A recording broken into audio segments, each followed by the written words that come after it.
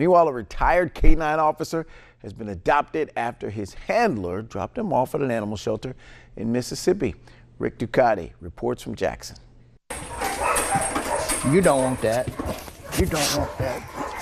This Labrador Retriever's name is Ringo, but he's not your average dog. Ringo is actually a retired Jackson police officer.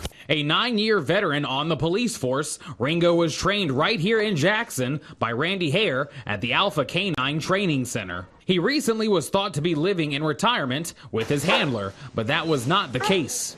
Ringo was found at a local animal shelter and adopted by Hare after being abandoned by his handler. I don't know that there is a word for being both hurt and mad, but I was both of them, and I still am. You know, it's you just don't turn your back on something like that that's been with you for 9 years. The next thing we knew, we got a call from an animal shelter in Madison that Ringo was actually being housed there and up for adoption. JPD says once they were made aware of the issue, they reassigned Ringo's former handler to patrol duty, what many are calling a demotion.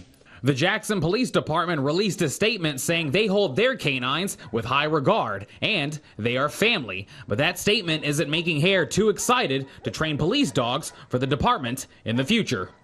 All I have to go on as far as Jackson Police Department is what's happened in the past. I know they have a new administration. I actually hope that they do better than they have, you know, in the past, but all I have to go on is the past. So for me, no. When JPD found out about the issue, they implemented quarterly welfare checks for their canines, both active and retired.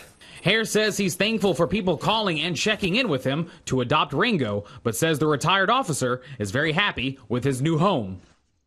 That was Nick Ducati reporting.